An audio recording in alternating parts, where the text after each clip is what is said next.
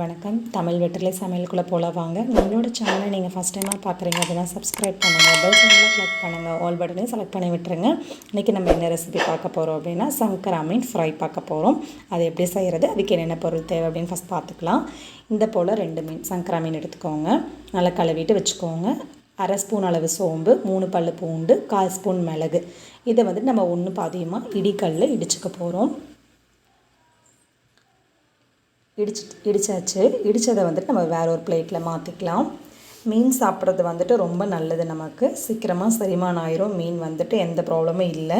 அதே போல் இது கண் சம்மந்தமான பிரச்சனை எல்லாத்துக்குமே இது சரி செய்யுது. இதில் விட்டமின் ஏ நிறைய இருக்குது.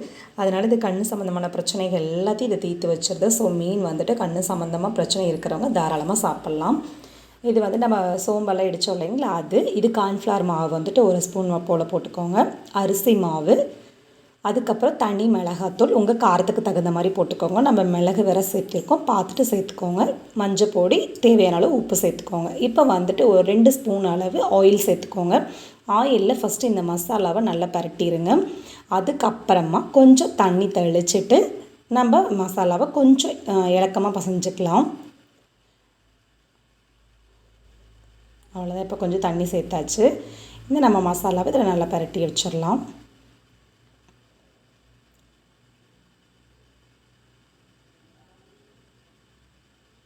இந்த போல் போதும் அப்படின்னா நீங்கள் இந்த போல் செஞ்சுக்கோங்க. இல்லை இன்னும் கொஞ்சம் திக்காக வேணும் அப்படின்னாலும் நீங்கள் திக்காக பண்ணிக்கோங்க. இப்போ நம்ம இதை மீனை இந்த மசாலாவில் போட்டுட்டு மசாலா மீனில் எல்லா பக்கம் படுற மாதிரி ஃப்ரண்ட் அண்ட் பேக் நல்லா மசாலா பூசி விட்டுருங்க. அந்த கீத்து போட்டிருக்காங்க இல்லையா, கீரல், அதுலேயும் எல்லாத்துலேயும் நல்லா ஒட்டுற மாதிரி பசறி விட்டுருங்க.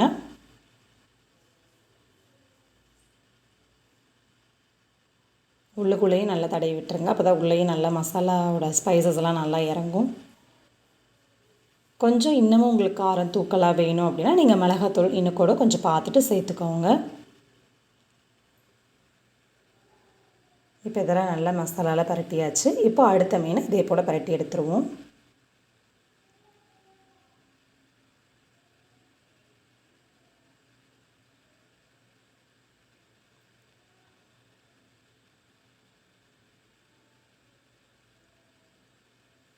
நல்லா மசாலாவை பரட்டியாச்சு. இது இப்போ உணரட்டும். ஒரு அரை மணி நேரம், ஒரு மணி நேரம் போல் நல்லா உணரட்டும். அதுக்கப்புறமா நம்ம எண்ணெயில் பொரிச்சு எடுத்துக்கலாம்.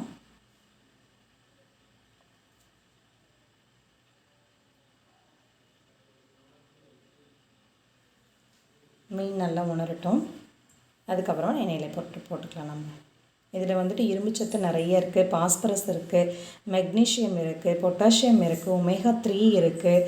ஸோ அதனால் மீன் எல்லோரும் தவறாமல் சாப்பிடுங்க. ஒமேகா 3 இதில் நிறைய இருக்கனால இதயம் சம்மந்தமாக பிரச்சனைகள் நமக்கு வரவே வராது மீன் சாப்பிட்டோம் அப்படின்னா. ஸோ அதனால் குழந்தைங்களுக்கு இது ரொம்ப நல்லது. எலும்பு வளர்ச்சிக்கு ரொம்ப நல்லது. எலும்போட ஸ்ட்ரென்த்துக்கு இது ரொம்ப நல்லது. இதே போல் ஒரு பேன் வச்சுக்கோங்க, ஆயில் சேர்த்துக்கோங்க. மீனை ஃபஸ்ட் உள்ளே சேர்த்துடலாம். சேர்த்ததுக்கப்புறமா அடுப்பை கொஞ்சம் ஃப்ளேம் மீடியம் லெவலில் வச்சுக்கோங்க. இது மேலே தெரிக்கும். லைட்டாக மூடி போட்டுட்டு பரட்டி விடுங்க. தீஞ்சிராமல் பார்த்து எடுத்து விட்டுருங்க. நல்லா வெந்திருக்கு நமக்கு பேக் சைடு. இப்போ நம்ம ஃப்ரண்ட் சைடுக்கு வேக வச்சு எடுத்துக்கலாம். நம்ம சோம்பு சேர்த்துருக்கோம். அது இல்லாமல் மீனோட கண் எண்ணெயில் பட்டுது அப்படின்னா அதுவும் வெடிக்கும். ஸோ அதனால் லைட்டாக ஒரு மூடி போட்டு வச்சுட்டு எடுத்து இப்படி பரட்டி விடுங்க. நல்லா வெந்து நல்லா மொறுமொறுன்னு நமக்கு கிறிஸ்பியாக கிடைக்கும். அடுப்பை அதிகப்படுத்திடாதீங்க. வெளியில் தீஞ்ச மாதிரி போயிடும், உள்ளே வேகாமல் போயிடும். அதனால் நீங்கள் அடுப்பை லோ ஃப்ளேம்லேயே வச்சுட்டு ஃப்ரண்ட் அண்ட் பேக் நல்லா ஸ்லோவாக பரட்டி விட்டு பொரிச்சு எடுத்துக்கோங்க.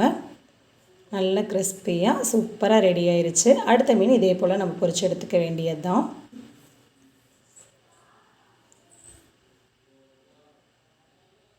இதே நீங்கள் தோசைக்கல்லில் போட்டாலும் போட்டுக்கலாம். தோசைக்கல்லில் போட்டாலும் மசாலா உங்களுக்கு அடிப்பக்கம் ஒட்டவே ஒட்டாது. தோசைக்கல் நல்லா காயட்டும். காஞ்சதுக்கப்புறமா எண்ணெய் விட்டுட்டு அதுக்கப்புறம் எண்ணெய் காஞ்சதுக்கப்புறமா நீங்கள் மீனை போட்டிங்க அப்படின்னா ஒட்டவே ஒட்டாது. ஏன்னா நம்ம அது இல்லாமல் ஆயில் வேறு சேர்த்துருக்கோம். ஸோ அதனால் தோசைக்கல்லில் நீங்கள் தாராளமாக போட்டு எடுக்கலாம். தாராளமாக போட்டு எடுத்ததுக்கப்புறமா லைட்டாக மேலால் நம்ம தோசைக்கு எண்ணெய் விடுவோம் பார்த்தீங்களா, அதை விட கொஞ்சம் ஒரு 2 ஸ்பூன் சேர்த்தி கூட எண்ணெய் விட்டு பரட்டி எடுத்துக்கோங்க. அந்த மாதிரி பண்ணாலும் சரி, இல்லை நீங்கள் முழுக்கவும் எண்ணெயில் போட்டு பொரிச்சு எடுத்தாலும் சரி. நான் பாதி மாதிரி தான் எண்ணெயில் பொரிச்சிருக்கேன் இல்லைங்களா. ஸோ ஃபுல்லாக நான் முழுகிற மாதிரி எண்ணெயில் நான் போடலை. உங்களுக்கு எப்படி சௌரியப்படுதோ நீங்கள் அந்த மாதிரி பொரிச்சு எடுத்துக்கோங்க. டீப் ஃப்ரை பண்ணுற மாதிரி இருந்தாலும் பண்ணிக்கலாம், ஷாலோ ஃப்ரை பண்ணுற மாதிரி இருந்தாலும் இதே போல் நீங்கள் பண்ணுற மாதிரி இருந்தாலும் பண்ணிக்கலாம். அவ்வளோதான், நம்மளோட சங்கரா மீன் வந்து ஃப்ரை வந்து சூப்பராக ரெடி ஆயிருச்சு. இந்த ரெசிப்பியை நீங்கள் கண்டிப்பாக வீட்டில் ட்ரை பண்ணி பாருங்கள். ஸோ இது டெக்கரேஷனுக்காக இந்த கருவேப்பிலை போட்டிருக்கிறது. அதே போல் இந்த கருவேப்பிலையை உருவிட்டு குச்சியை எடுத்துகிட்டு நீங்கள் தலையை மட்டும் உள்ளே சேர்த்துட்டு அந்த மீனோட சாப்பிடையில் அது வாயில் கடிப்படையில் அவ்வளோ சூப்பர் ஃப்ளேவர் கொடுக்கும். ஸோ அவ்வளோதான், நம்மளோட மீன் டக்கராக ரெடி ஆயிடுச்சு. இந்த ரெசிப்பியை நீங்கள் கண்டிப்பாக வீட்டில் ட்ரை பண்ணி பாருங்கள். நம்மளோட சேனலுக்கு சப்ஸ்கிரைப் பண்ணுங்கள். தேங்க்யூ.